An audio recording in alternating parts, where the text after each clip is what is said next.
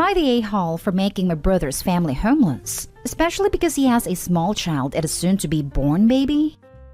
Okay, so my sister-in-law and brother will be staying at mine and my wife's house for a few months as they are both out of jobs. And sister-in-law is 7 months pregnant. They also have a 6-year-old child and our house was enough to accommodate all of us. The problem is that my sister-in-law is a not-so-nice person. It is the type who says she's brutally honest, and that if she sees something that doesn't please her, she will make sure everyone knows. I didn't know the extent of it until now when she started to torment my wife. My wife is a very sensitive person. It is also unable to have kids. Not because she's infertile, but because the birthing process can prove to be extremely dangerous for her. My sister-in-law found out about it and has made it her life mission to remind my wife how joyful motherhood is, and that giving birth is something that completes every woman, and that every pregnancy is a danger but a risk worth taking. Let me remind you, my wife's mother has died at childbirth, and her aunt has had multiple miscarriages. My wife has asked her to stop, but she says that she is also a resident at our home, and while she is here, she can do what she wants. I've also asked her to not to bother my wife about it, but she won't listen to reason, although she toned it down after my brother asked her. A few days ago, I had come home early from work only to find out that my sister-in-law had held an intervention for my wife with all her mother friends to encourage her to get pregnant. My wife had locked herself in our room and had been crying. I saw red and immediately called my brother and told him I wanted his family out of my house by 10 tonight, and went ahead and packed their stuff around the house myself. I didn't talk to my sister-in-law while she screamed at me, but I just gave her son noise-canceling headphones and left him in the corner room. Brother begged me to let them stay as his part-time job was not paying enough to support all 3 of them, plus the new baby. I told him that I had given sister-in-law many chances, and that my wife will not be disrespected in her own home. They left, and I have found out that they are currently homeless and can barely afford to get a motel for a night. My mother is on my side, but has told me to think about my nephew, who is also suffering a lot as he can't even attend online school. After knowing all this, both me and my wife feel a little guilty as the child was blameless, and the soon-to-be-born one will also have to suffer. So am I the a-hole for making my nephew suffer and problem cause him trauma? I am not at all regretful for kicking my sister-in-law out, but I am worried about my nephew as he has anxiety as well. Now for the top comments. Not the a-hole. You'd majorly be the a-hole if you allowed your horrible sister-in-law in the house and let her most definitely harass and bully your wife. Protecting your wife comes first. Sister-in-law should have thought of that before she acted so horrible. You gave her so many chances. It's her fault they are now in a mess. If Opie is willing, they could offer brother and the child a place to stay. But sister-in-law can go live with one of the women who staged an intervention to coerce a woman to have a child. But only if Mrs. Opie is okay with it. But Opie and wife are not a-holes. Sister-in-law made them homeless. She was an a-hole to the people that were nice enough to let her family stay for free. She's one of those people who thinks that everything should go her way and just her opinion matters. Being brutally honest is just another word for a-hole or boy. Not a-hole. Your mom can house your nephew. Your brother must find a better job and provide for his family. Or they can go live with that lovely mother-in-law of his that thinks that a woman is only complete if she is a mother. She can act like one. Why just him? It seems like the wife has nothing better to do with her time than antagonize people gracious enough to welcome them into their home. Not a-hole. Take in the kid if you want, or mom can take him in. But your sister-in-law was way out of line here. Kudos on not strangling her, honestly. Bluntly, your sister-in-law was encouraging your wife to do some things she knew would be dangerous to her. Your sister-in-law is fine leaving you a widower, so long as your wife is part of her fruity little club. Your wife's mental health must be prioritized, especially after this incident. And unfortunately, your nephew got caught in the crossfire. But remember, all your sister-in-law had to do to not have this happen was knock off her BS. She technically told your wife to end herself, Opie. That's so unacceptable I don't think I have to say anything more. Next story is titled, Am I the a-hole for telling my half-brother he's not my daughter's father or mine? My half-brother is 19. I'm 26. We share a dad but not a mom. Right after my mom died, Dad had a one-night stand with a woman who is now his wife. My half-brother was the result of that one-night stand, and 2 years later they were not only together, but happily married. They now have 5 kids together, including my half-brother. One thing she and I have in common is the loss of our moms at a very young age. Stepmom was 9, and I had just turned 7 when our respective moms died. So she knew what it was like and she never tried to be my mom. She didn't even try to fill that role for me. She resented her own stepmother for doing it. So we had a very, very casual relationship. I appreciate her so much for that. She also was quick to remind my dad she wasn't my mom when he would call her that to me. I think she knew the best way for me to accept the change, and especially have siblings, would be to never make me feel like she was replacing or taking over where my mom once was. Here's the thing. I had my daughter 16 weeks ago, and I named her after my mom and my husband's mom. Cool. Dad started to say something, but his wife cut him off. But then my half-brother, the oldest of their kids, has been on my case about it. He told me I was rude. He told me that I should have used his mom's name, because she's been my mom longer than my birth mom was, and all this other crap. I told him to knock it off. His mom told him to knock it off. But then it came for me even harder, and told me to change her name and show respect and love to his mom, or else. I told him he's not my daughter's father or mine, so he has no business telling me what to do or deciding what my daughter's name should be. He is pissy, but I'm ignoring him. Am I the a-hole? Not the a-hole. You can name your child after whoever the hell you want. The fact that your stepmother seems to also understand this should also give you further comfort in your decision.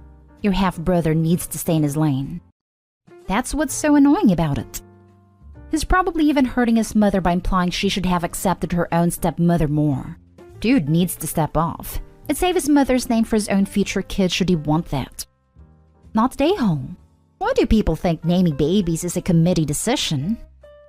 Not the a-hole. People like this are dumb. Stand your ground. Every time I see these kinds of posts, I can't believe the entitlement of some people. Bunch of clowns. Tell them to push a kid out of their uterus and they can name it whatever the hell they please. Not the a-hole. But I suspect he's getting the attitude from your father. Even if your father has a little more wit about him, it is keeping his mouth shut. For now. But I wouldn't be surprised if your brother, and maybe your father, started using your stepmom's name, the middle name, instead of your mother's name.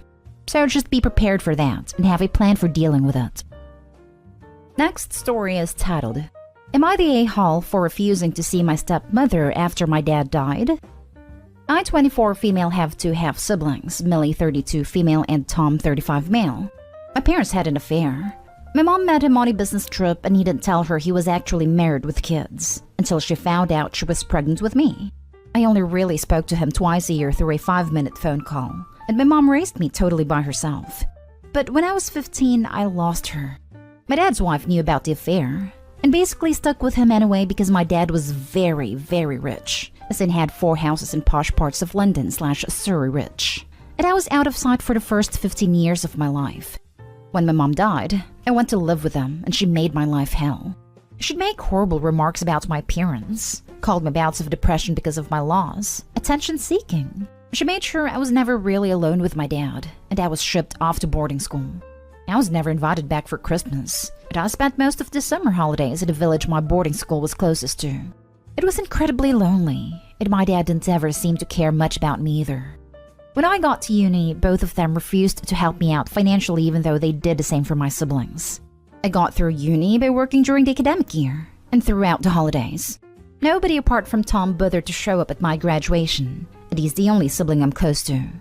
Anyway, about 2 months ago, my dad very suddenly died of a heart attack. Not only was I not invited to the funeral, but Tom told me after while my stepmother was doing her speech, she only mentioned my dad having 2 kids, Millie and Tom. Tom was fuming at her, but she waved it off saying if she'd have mentioned me, she'd have ruined my dad's reputation. A week later, my dad's lawyers told me that my dad had secretly left me shares, some money he'd saved in the life insurance payout he set up when I was born. He left a letter apologizing for being so emotionally distant, that I wished he'd appreciate me more and that he knew the money was never going to replace how lonely I'd felt, but he was hoping it would guarantee me some kind of stability. I've taken the money, and I'm planning on immigrating soon just so I could be on my own and get on with my life. And here's where I'm the a-hole. My stepmother never bothered telling me my dad died or anything, but earlier this week, she texted asking if I wanted to have lunch with her because she wanted to talk to me about my dad's will. I texted back saying, "You never made an effort to make me part of the family, and let's be honest, you never will. I never want anything to do with you again, and please don't come running to me about your problems because you're nothing to me." Tom told me she was sobbing at how it was unfair and didn't want to give her a chance. And Millie sent me a text saying I was an a-hole because I was taking advantage of how fragile my stepmother was. Tom's siding with me quietly, but I'm wondering if I've been too harsh to her. Am I the a-hole? Not the a-hole. If there is something in the will to discuss, then get a copy and work it through the attorney only. There's no need to give this woman a moment of your time. She most likely will be trying to get something from you. Work strictly through the attorney, get everything you were bequeathed, and move on. He actually had a talk with his lawyers because I was worried that if she somehow found out, she'd try and get something out of me. Apparently, when my dad got diagnosed with a heart condition, he told them to make sure this will to me was totally airtight from a legal point of view, and that there wasn't anything massive for me in the will, just that I owned a small share of the houses left, which, to be honest, I'm not interested in anyway. She probably wants to sell 1 or 2 of those houses, would be my guess, and doesn't want to pay you your share. I would make sure you get what you're owed. I'm sorry, this situation is so sucky. Don't engage with her though, stick to your guns. Oh, that would explain it, I guess. I've blocked her from my phone, and I'm getting a new number soon anyway, thankfully. Not today home. She's not your stepmother. She was your father's wife. There is a big difference. You have the information from his will, so you don't need anything else.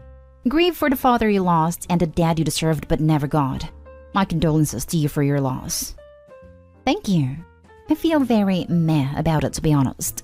It's like hearing about the death of a distant relative you barely knew. Now for the last story. Am I the a-hole for not paying my biological mother's medical bill? Here's a little backstory. My mother was baby-trapped into having me by my father, who was very abusive towards her in many hurtful ways. When my mother had the courage to end the relationship, I was around 2 months old. My mother had a strong hatred towards me, most likely because I was her tormentor's baby. She would verbally and mentally mistreat me growing up, and she would take her anger out on me. Not to mention she was a substance user and a strong alcoholic. She is to blame for my traumatic childhood experiences. My mother would always threaten to abandon me, adopt me out, sell me, etc., etc. And when I was 9 years old, she adopted me out, and I had not spoken to her since then. Luckily, when I was 11 years old, my family adopted me. I had lost all contact with my mother and had immigrated out of America and moved to England. There, I had a lovely teenhood and went to therapy to later recover from my past trauma. I went to university to study business, and I earned good money for a 24-year-old. Then my adoptive parents came to talk to me, saying how my mother wants to get to know me and that they had given her my number. I obviously said I wasn't interested because I didn't even know if I had forgiven her. But a few weeks later, I had received a call from someone in a relation of my mother, saying how she has some sort of heart disease and wants to meet me and apologize. After loads of consideration and talks with my family and therapist, I decided to fly out to America and meet her. I arrived at a hospital she was at, and I didn't even know what to say. Someone who I assume is her boyfriend explained to me how she has had heart failure for the past 3 years and how she has received a heart transplant. The only problem is that they couldn't afford it, and along with her medical bill. Long story short, he asked if I could help pay for it and how he will pay half of it back after the surgery. I just broke down crying and started screaming and shouting at them out of anger. This resulted in an argument with Amanda and I, and both of us being escorted out of the building. I simply just couldn't believe how they lied to me, saying how she wanted to apologize to me when she refused to even look or say hi to me. I was so angry that I wasted my money to fly out to America just to be told they needed my money and how they would only pay half of it back. They didn't even have the courtesy to tell she has heart failure until she had gotten the opportunity to have a heart transplant. Some people are calling me an a-hole because she is my biological mother, and how I should forgive her and stop being as stubborn as I can afford to pay for it, and either way I'll get some money back. Whereas others agree with me and thinks someone else better than her should deserve the heart transplant and think I shouldn't pay for it. Not the a-hole. You owe them nothing. And you don't owe forgiveness to your biological mother who helped trick you into crossing an ocean during a pandemic, just to manipulate you out of money. Cut them all off. Tell your adoptive parents what happened and ask them to never give out your contact information again. She literally threw her kid away at 9 years old. Screw anyone saying to just get over it. I would like to add that biology has little to do with who should be considered family. Family loves and supports one another. When did a biological mother do that? Opie deserved better during childhood. That woman needs to be reminded that she does not deserve the title of mother when she's only concerned about her own self-interests. They misled you to get you to travel a very long ways. You weren't even there when they decided to take on these medical bills, so you have no obligation to pay them. And if you do, I wouldn't count on being paid back. I hope you can make the most of the trip and visit friends in new places. She is a giant a-hole. She didn't raise you, didn't properly care for you, and didn't show you love. You owe her nothing. Block her number and any other number she or her boyfriend call you from. Do not give it another thought. I'm sorry for the pain she has caused you. I'm so glad you have a therapist and a good family to help you through this. Not the a-hole. Just because she was mistreated didn't mean she could inflict it on you. There's literally no justification. She of all people knew how it felt. But worse still, you were a child. She walked into her relationship as an adult. Once she adopted you out, she ceased being your mother legally. There is nothing you owe her. Any friend saying you should pay has to mind their own business and doesn't even understand 1% of the horror you went through. Surround yourself with people who love and support you and cut out the negative. Close this chapter. Change your number. Speak more to your therapist.